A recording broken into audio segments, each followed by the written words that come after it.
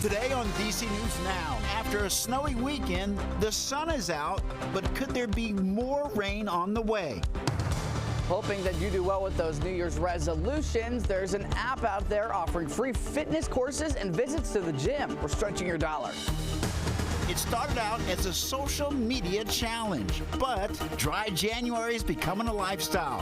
A DC doctor shares some health benefits of going alcohol-free for the first month of the year. You're watching the station covering all of the DMV. This is DC News Now. And good afternoon, and thank you for joining us for the news at noon. I'm Mark Hall. We're following breaking news this afternoon. The Washington Commanders have fired their head coach Ron Rivera after 4 seasons. Joining us now from the team's facilities in Ashburn, Virginia, is sports anchor reporter Brandy Flores. And Brandy, the Commanders are heading to a new era beginning today. That's right, Mark. The Ron Rivera era in Washington has officially come to an end. After finishing the season with a 4-13 record, Monday morning, Rivera met with majority owner Josh Harris here at team facilities in Ashburn, the team shortly announcing afterwards that they have parted ways with their head coach. Now, when Ron Rivera was first hired by Dan Snyder here, he was tasked with changing the culture of this franchise, make it somewhere that players and coaches wanted to be at. Despite not having a winning record once during his tenure, Rivera weathered several storms for this franchise, including coaching during the pandemic during his first year and shielding the players from distractions regarding previous ownership to new ownership coming in. Not to mention, he fought and beat cancer. During a team meeting this morning, Josh Harris announced Rivera was to be let go to the team, and Rivera was able to tell his players how much of a pleasure it was to be with them. Around the league and within the organization, Ron Rivera is held in the highest regard and has earned that respect, especially from the players in the locker room who spoke this morning. Everybody in this building, loves Ron Rivera, as a person and all that. But when you're the leader of the ship, somebody has to go down with it. So 6 of my 7 years, that's been my coach. So I'm forever grateful for everything that he's done, for me and definitely for this team. Because things didn't go the way we wanted it to doesn't mean it didn't change anything. I feel like we came a long way from what it used to be here. He really brought out me to be an energy guy, a fun guy, a leader, and I'm just honored I get to wear a C on my chest to be a captain here, and I don't think that happens without Coach Ron and Coach Nate for sure. Ron Rivera released the following statement through the team's social media page this morning. Quote, "I want every Washington fan to know how much I appreciate your unwavering support. We did win an NFC East title in 2020, but we fell short. And since then, and for that, I am truly disappointed." He goes on to say it wasn't easy and there's a lot more to be done, but I believe we began to change the culture of this organization in meaningful ways. On a personal note, it has been one of the greatest honors of my career to serve this franchise and those who cheer it on every single week. Now, as for the future of this franchise, what is the team going to look forward to? What is Josh Harris going to do? I believe today is truly the beginning of the Josh Harris era, and we're going to have much more on what the team and how the players feel for their future coming up later. Until then, from Ashburn, we'll send things back to you in the studio, Mark. Brandy Flores, thank you so very much. And for the latest on the Commanders, you can head to our website, DCNewsNow.com. Meteorologist Damon Madsen joins us now with the latest check on the forecast. Damon, quite a weekend we had, at least in the region. And then we have some concerns coming up a little bit later on in the week. That's right, Mark. We're just getting out of the impacts from Saturday's storm system across the area. Snow for some, just rain and a little bit of wind for others. But now we're gearing up for yet another storm that is going to impact the area come tomorrow. At this very moment, though, all is quiet. High pressure right there down toward the Carolinas and up and down the East Coast is what is keeping us on the quiet side of things for the time being. But we already have clouds starting to stream their way in up the Ohio River Valley back toward the DMV, and that cloud cover is coming from that incoming storm system here that is situated back across the Midwest at this moment. And this looks like a coloring map, folks, but these are all of the warnings that are being put out in advance of the storm system that is going to arrive here tomorrow. Wind advisories cover the southern U.S., and then off to the north we have winter advisories in place across the upper Midwest into the Great Lakes, and that's all being caused by this powerful storm system right here. Again, snow ongoing in Kansas and Nebraska. Severe weather starting to unfold on the southern side of this strong storm system down across the Gulf Coast states. So this storm is already bringing impacts to part of the country, and eventually that'll be on our doorstep. Now, for the rest of your Monday, nothing to worry about here. We'll see a partly cloudy sky, cool temperatures, and very little wind. It is going to remain rather quiet as we head into your Monday night. But folks, tomorrow, the main impacts we're expecting: a lot of rain and a lot of wind, and that rainfall could easily be enough to lead to flooding. This is just one of the alerts we have in place, with flood watches going throughout the day tomorrow into Wednesday morning. And coming up in a look at your full forecast, we're going to be talking about how much rainfall we could see, how strong those winds will be, and when the worst of this storm is expected to roll through. Again, that's coming up in just a bit.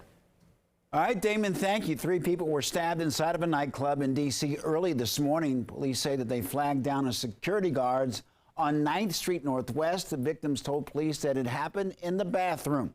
They asked the suspect for privacy when the suspect started an argument, then stabbed him and left the scene. Police did not say what they were stabbed with or the description of the suspect. Well, happening now, Mayor Muriel Bowser getting ready to launch a new task force to revitalize Gallery Place and Chinatown. Now, those are 2 districts that encompass Capital One Arena and Gallery Place. The mayor is planning to make the announcement at 12:30. DC News Now's Liberty Zabala has more on what we can expect today. Last month, the mayor made a last-ditch effort to keep the team in the district. The city council approved a $500 million public financing offer to rehab Capital One Arena, where the Washington Capitals and Wizards play. The offer also included a lease extension that would keep the teams in D.C. until 2052. Meanwhile, the teams are eyeing Alexandria with the lure of a new stadium and multi-purpose facility at Potomac Yard. Today, Mayor Bowser is expected to announce at a press conference this afternoon the launch of the new Gallery Place Chinatown Task Force to focus on the future of the 2-block district and the progress of downtown. The task force will be charged with creating an immediate activation plan, a long-term vision, and a financial plan for the area. Thanks to Liberty Zabala. In Virginia, Prince William County police are accusing a man of shooting and killing his wife in Dumfries Saturday afternoon. Investigators have identified her as 24-year-old Desiree Buggs. Now, according to officials, the 24-year-old Daniel Lawson took Buggs to the hospital after the shooting. Police say that he told officials what happened before the shooting and also brought them the weapon. Lawson is being held without bond and charged with felony murder. In Frederick County, Maryland, a man is being charged with his estranged wife's murder. Deputies say 33-year-old Frederick Saki, shot and killed his wife at a Giant grocery store in Urbana Saturday night. Investigators say the victim is 33-year-old Tanisha Butler. They also say that Saki and Butler were going through a divorce. Deputies say they also found a handgun and an assault rifle in Saki's car. Well, D.C. police say that they found 7 of the 8 puppies that were stolen in Southeast D.C. They were stolen from a car on U Street in Anacostia on Saturday. Officials say that the suspect stole the victim's car with the puppies inside while it was running and unlocked. It's really sad. It's really disappointing that people can't have pets without somebody just trying to take something from them. Investigators are still looking for 1 puppy. Anyone with information is asked to contact police. All right, hitting the gym as a New Year's resolution can sometimes be a setup for failure. But there's an app offering a bunch of free classes ready to help. DC News Now's consumer reporter and weekend anchor Ben Dennis tells us about ClassPass and helps you stretch your dollar.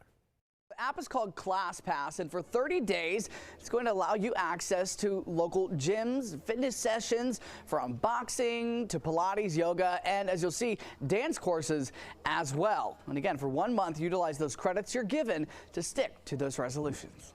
Now is the perfect time to get started. At Shine Dance Fitness in the district, Ivy Brewer is teaching folks to find their footing toward fitness success. Fitness should be fun, and dancing for fitness is the best way to me to get cardio. You don't know that you're working out. Shine is one of many fitness studios and gyms found on ClassPass, promoted as a credit-based membership, granting access to gyms, salons, and spas. Right now, they say get 43 credits to use in 1 month for free. It's an $89 value. Note, you can visit a studio or gym just once, then try somewhere else. Their online locator lists a litany of options to choose. Some people enjoy working out at home, or if you need that group motivation and don't want to make a full-time commitment to like a gym or a studio, ClassPass is a great option to do that. Forbes says New Year resolutions last just shy of 4 months on average, and rather than feeling burnout from one workout, ClassPass could offer a shakeup in your routine. Just use those credits for different workouts. Don't be afraid to try new things. CrossFit, boxing, Pilates, yoga, and gyms to work out on your own. And yes, dance studios. Reporting for DC News Now, I'm Ben Dennis. Our thanks to Ben. A Prince George's County native is headed to the 2024 Summer Olympics. Jamal Harvey will compete in boxing at the Games in Paris. 21-year-old won the gold medal at the Pan Am Games in Chile last October. This is a sport that allows you to be the most competitive because it's a single player. It's not a team sport. Cutting weight, the dieting, the 2 to 3 workouts a day. You just got to miss out on stuff. Well, Harvey has 8 losses in his amateur career, but is looking to add Olympic gold to his wins.